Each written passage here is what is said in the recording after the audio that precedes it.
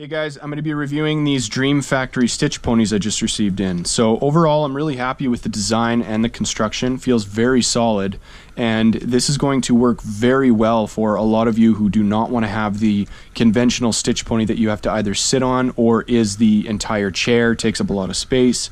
This is nice and small, compact. It simply unfolds here with the use of this knob. So the lever comes out, the clamp comes out rather, and you can simply screw this or tighten this onto an edge, a table edge, a bench edge, any edge you'd like. And once it's actually clamped on, you can use that same smaller knob to adjust the angle.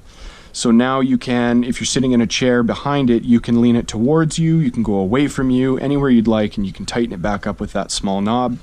Once in the desired location, you can use the larger knob to clamp it to your project and stitch away.